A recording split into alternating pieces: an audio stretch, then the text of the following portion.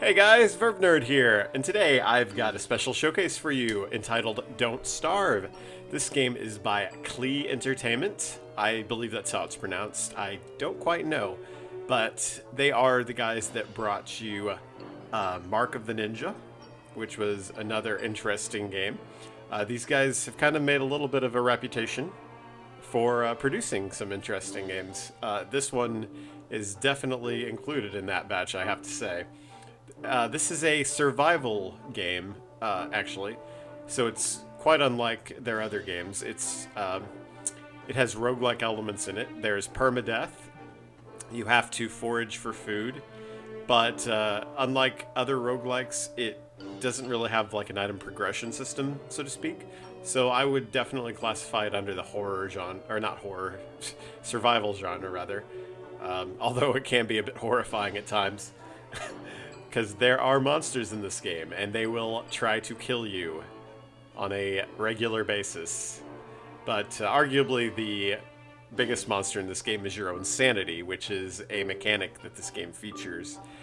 You do have decreasing food bar, or decreasing hunger bar, a decreasing sanity bar, and also you have day-night cycles, and at night things will try to kill you. So you have to maintain your sanity, maintain your food, and try to stay alive at night. So it's quite hectic in that respect, but the mechanics are fairly simple in that you basically just click on things to collect them and interact, and that's all you have to do is click. So let's go ahead and start a new game, and I'll kind of detail that in a bit more detail. So I already have a game slot started. I haven't gotten that far, but we're going to go ahead and start a new game just to give you guys an idea of what it entails. So as I mentioned, this is pretty much a fresh game to me. I haven't really played that much of it. I've seen it played on some other Let's Plays.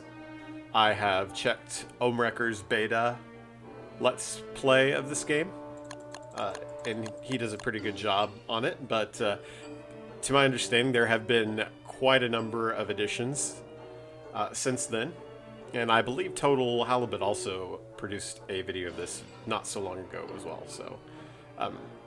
So you have several characters here to choose from at the beginning.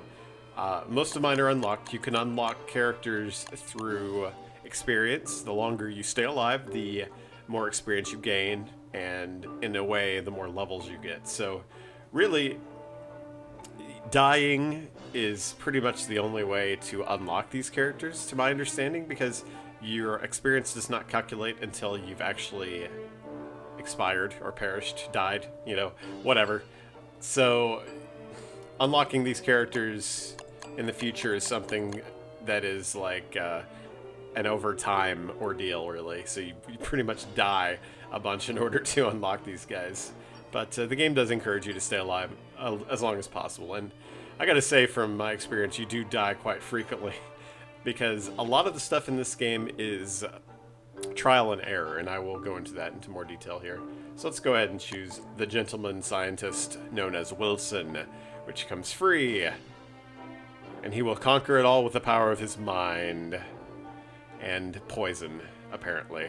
So he can grow a beard, which actually does come into play as a mechanic for him. I believe you can take beard hair and shave it off and use it to give yourself extra lives, I believe. I don't quite know, but I think that's how it is.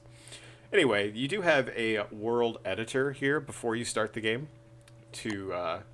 It's not unlike games like Terraria or Minecraft. I think Minecraft does this maybe, where you can kind of choose what kind of world you want before you start it. So, for instance, if I wanted to have more berry bushes, I could change that to more lots, or even to none less. So I could make the game more difficult, or I could make it easier. And I could do that with specific items. I could take monsters out of the picture entirely and just make it just a strictly survival game. There are a lot of things you can do here, because you can change pretty much everything here, which is always a cool addition. And there are presets that allow you to pretty much change that as well. There's only 2 currently, but there probably will be more added in a later date.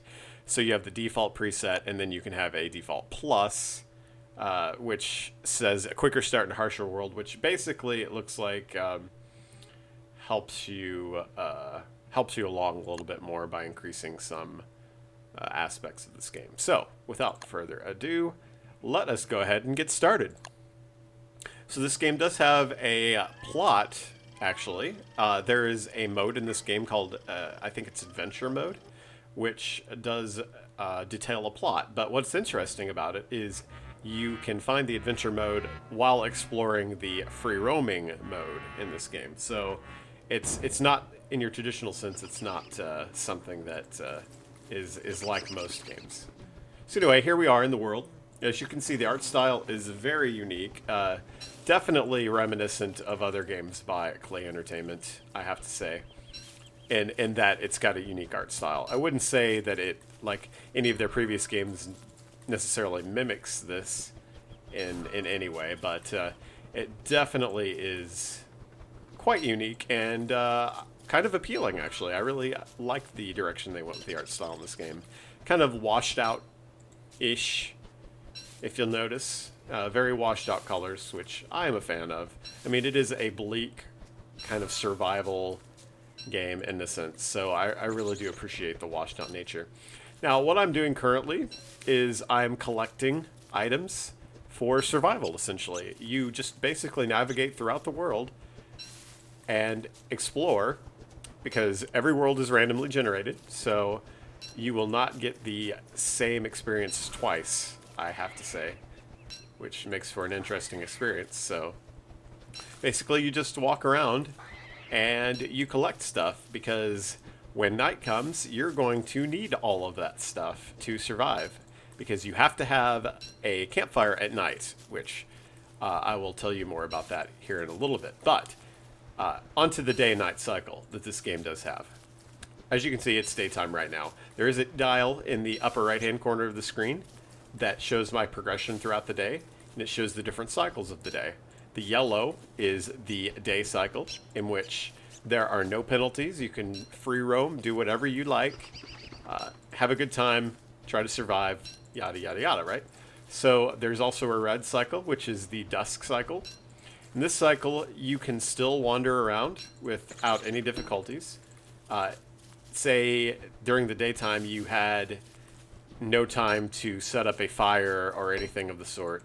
Well, you can do that during this dusk time without any penalties, as I mentioned. So that's something that the game allows you to do. However, you will incur a penalty in the form of sanity draining whenever you are walking around and stuff at nighttime. Now, the game also allows you to get kind of like a sleeping bag tent thing, I believe. So what that would do is that would allow you to sleep through the night and even dusk. So, which is important, because at night your sanity drains faster, and at dusk your sanity drains as well. Now, you see me collecting flowers here. That is related directly to sanity. If you do pick flowers, they restore your sanity by a certain amount. I can't remember what that amount is exactly. I think it's like 5 points or something. So if you pick flowers at dusk or at nighttime, when your sanity does decrease, this is the sanity meter, by the way, it will raise it back up. And that is an important factor, because sanity is directly related to your survival, in that if it gets below a certain point, monsters will attack you, like these shadow monsters. So, yeah, it's not a very pleasant experience. It's happened to me before. I've seen it happen before. That's how I died last time. So, yeah, it's kind of surprising. If you look over here to the right, you see some beehives. They are pretty cool, because they give you honey, which is a valuable resource in this game. So I'm kind of getting lucky with my locations here. I kind of started off in this wooded area, and I'm able to collect just a ton of grass and stuff like that. I think I can go ahead and make an axe now, and that'll just allow me to start chopping down trees, which will help me with my wood problem. Now, to chop down trees, they're a bit different than most other things. You don't just click on them, you have to keep clicking on them to chop them down, so it's a little bit different than most things. Of course, the size of the tree depends on how many clicks it takes, but yeah, this game is very click-intensive, as I mentioned before. A lot of actions required there. However, the developers have added you can hit the space bar if you want to instead of clicking on something to pick it up. Now, that I don't believe that works with chopping down trees, but it does work with most other things. So say you're nearby something, you can just hit the space bar, for instance, and you'll go to like the nearest thing and start harvesting it. So that's a pretty cool thing. So as I mentioned, this game does feature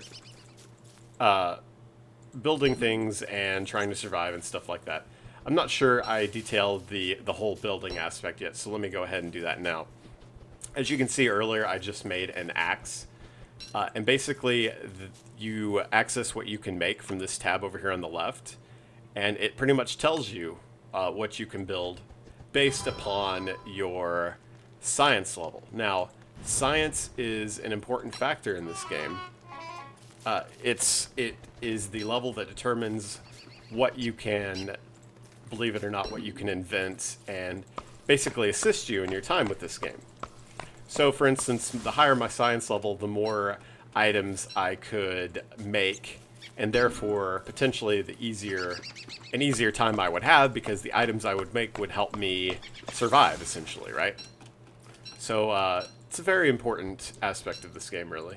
I'm going to pick some flowers because, as you can see, there's a down arrow there that indicates that my sanity is decreasing. And as you can see, I have my food meter there as well, which is important.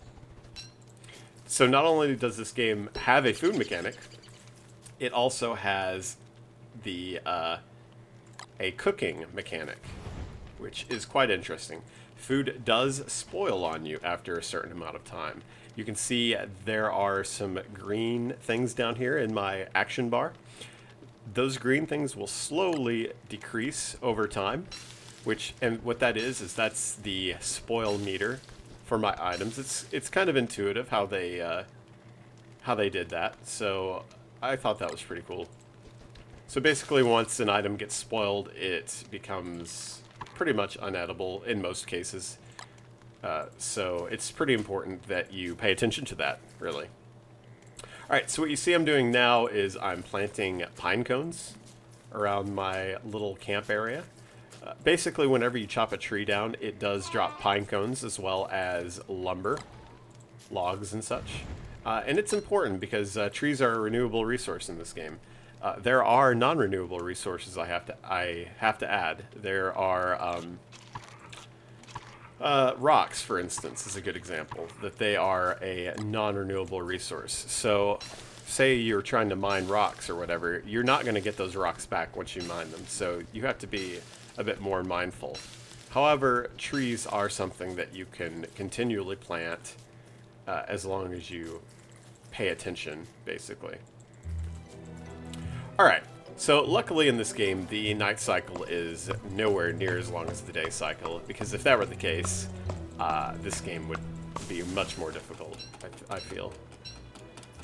Alright, so what we're going to do now is we're going to keep walking around, and I really need to look for some stones, because what that will allow me to do is it will allow me to build a fire pit instead of just a campfire.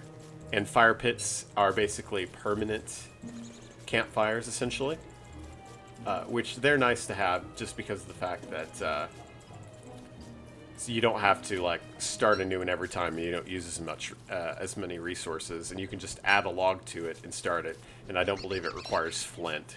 So, and flint is a valuable commodity in this game, but you can just find it lying around, which is nice too.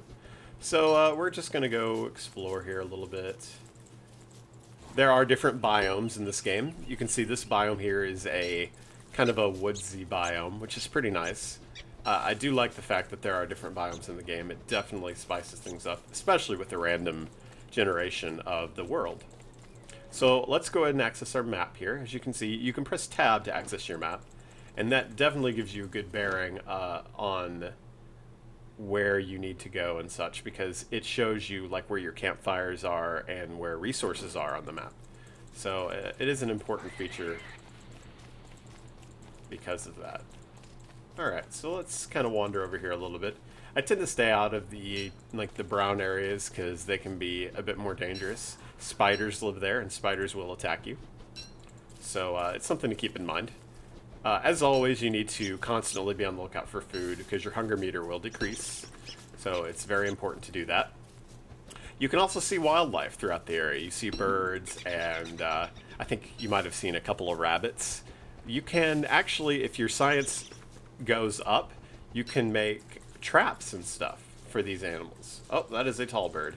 So that is one of the monsters in this game that you kind of have to be wary of. They're very territorial, and they will chase you if you do get too close to their nests, but they're not like automatically hostile or anything like that. So something to keep in mind.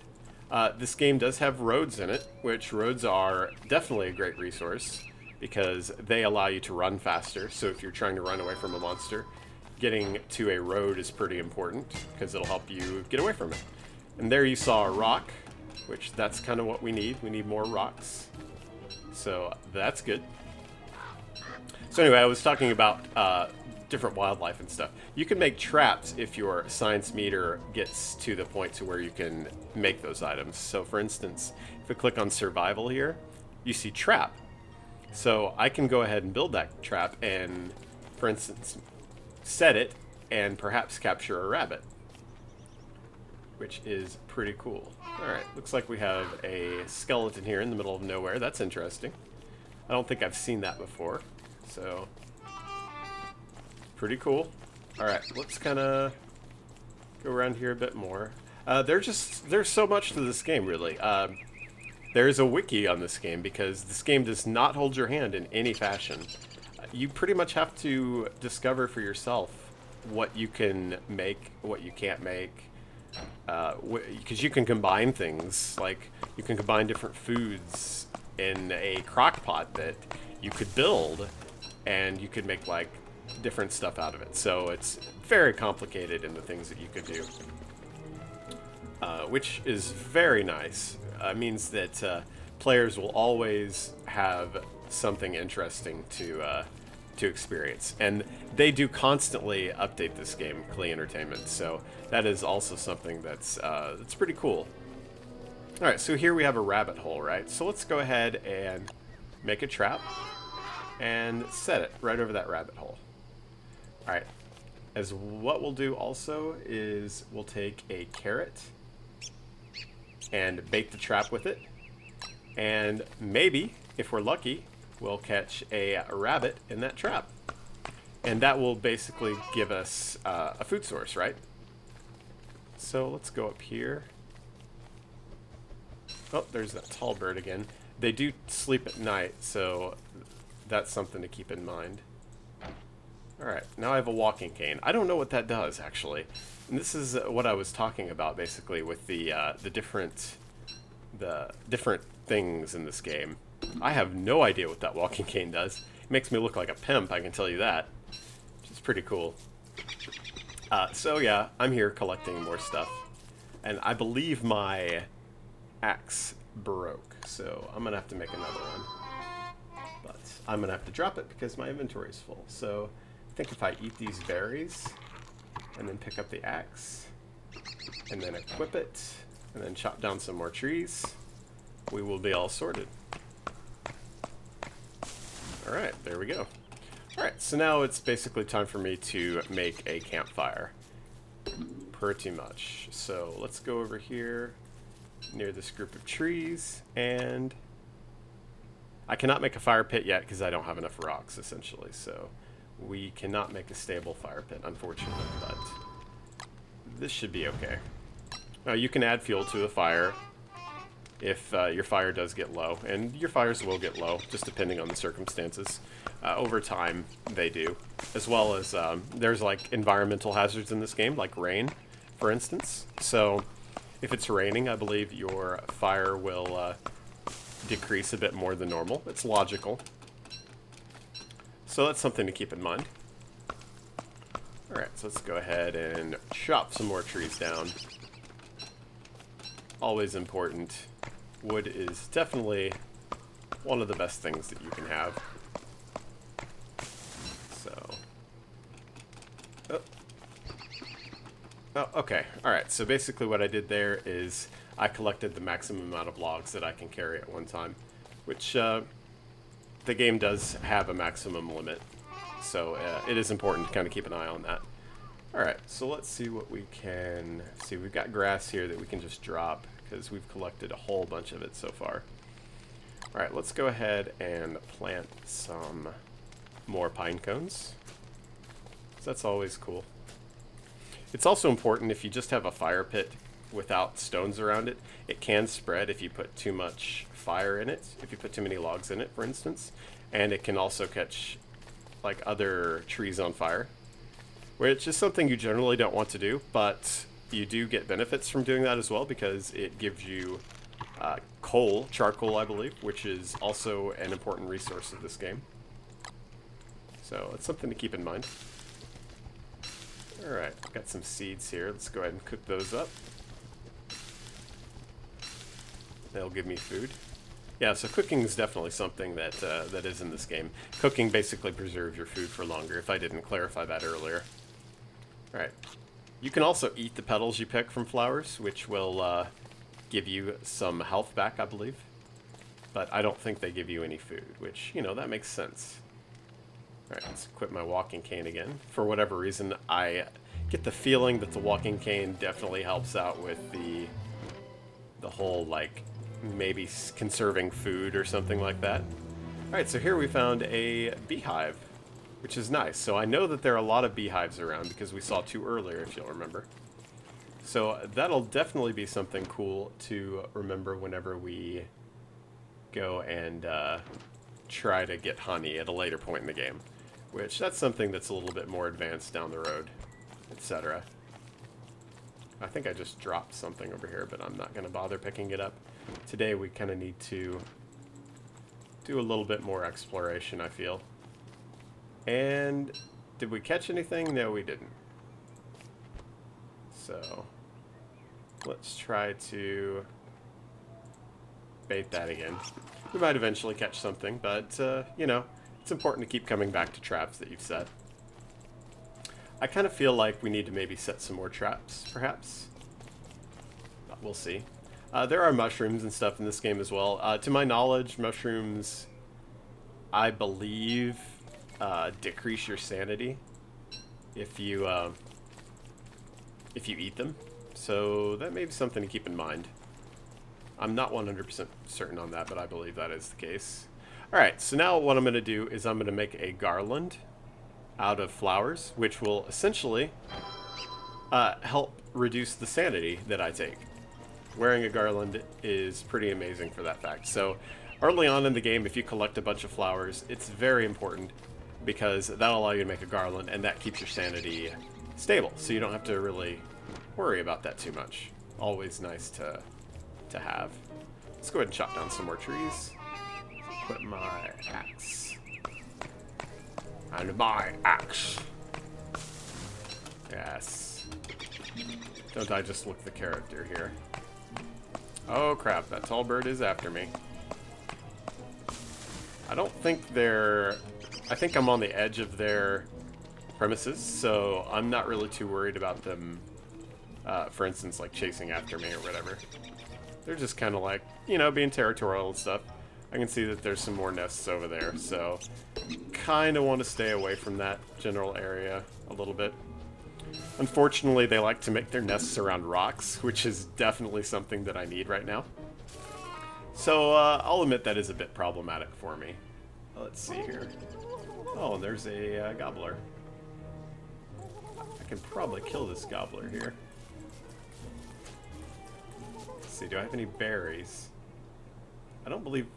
I thought I collected a berry, but I think I just dropped it again, so... We need to find some berries to be able to kill that gobbler. Gobblers are kind of bad in a way because they'll go around eating all the berry bushes in an area, which is rather unfortunate.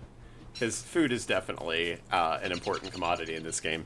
I mean, the game's title is Don't Starve, so that is probably the most important thing to keep in mind here.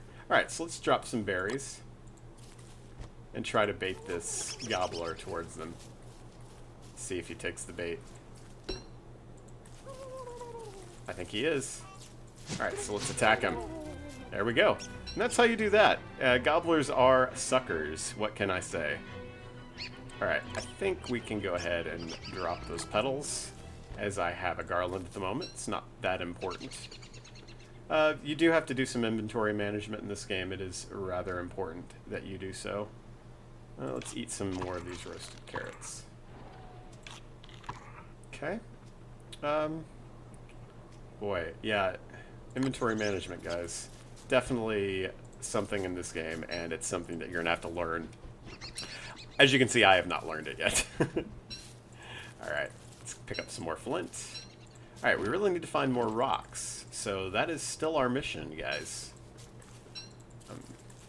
Alright, let's see, what else have I not really covered in detail yet? You can make backpacks with your increased science. I guess what I haven't really explained much about is the science factor of this game. So you can make something called a science machine, which will increase your science level in this game. So that is definitely something important to make, and it's something you should probably do as soon as you get the opportunity. As you can see, I'm still trying to collect rocks here to make it, because I believe it takes gold and rocks to make. I do have enough of each, but I do not have gold yet. And gold, believe it or not, can only be collected by... Look, another freaking gobbler. I'm gonna have to kill this guy too.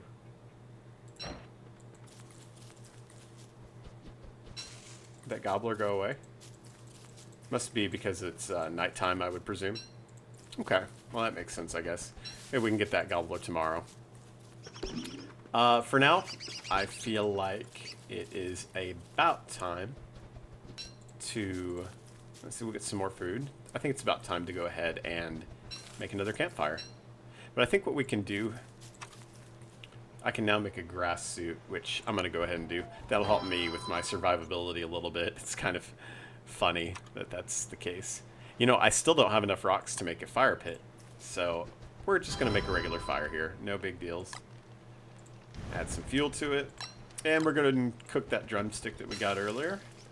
And that morsel that we got earlier. We're going to eat that morsel. And that'll restore some food. And we'll just kind of walk around and pick some grass. So anyway, science machine. You can make a science machine if you have gold and rocks and wood. And that allows you to research items. I believe what you can do is you can put items into the science machine to get research points. Which the research points are what is required to unlock things. For instance, the backpack, which will let you carry more stuff. It's locked at the moment, but as you research items, it will increase, and then you'll be able to make other things, like this alchemy engine, or this winterometer, stuff like that. Very helpful items, really. So let's go ahead and cook that carrot. Let's eat the carrots. Very good. Alright, let's go ahead and put some more logs on the fire. And essentially, that's what there is to the game. You can encounter different NPCs as well. There aren't just monsters or animals in this world, though there are both of said monsters, either monsters or animals. You know, I'm thinking the walking cane helps me just walk faster in general, it looks like, so I'm not 100% sure about that, but I think that's the case, guys, so there you go. Never gotten one before, as I mentioned, so it's definitely unique. I think every time I see this game being played, or that I have played this game, as little as that has been, it's just been different, so I do appreciate that fact. And I also appreciate the fact that it's like a permadeath thing, so if you die, that's it. I appreciate that in games. If you've looked at my channel at all, you see I love to review roguelike titles. And this game definitely has roguelike elements in it, so definitely something there for purists and survivalist people who like to kind of live on the edge a little bit and go along like that. So yeah, oh wow, that art style, guys, that art style is amazing. Look at the water. It's like a painting. It's like I'm moving a character along in a painting. It's really amazing. So hopefully that kind of gives you a better idea of this game. I know that there's a bunch more out there to this game. There really is, guys. I cannot tell you. There's just so much to this game, but and I can't go over it all in just one playthrough like this. Hopefully that kind of gives you an idea of what the game's all about. It's called Don't Starve, ladies and gentlemen. You can get it on Steam or GOG for, I think it's around $10 or so, maybe 15. But yeah, definitely a title you should check out if you're into the whole survival roguelike aspect of the games. So without further ado, guys, that'll be all. So I'll see you later. Thanks a lot.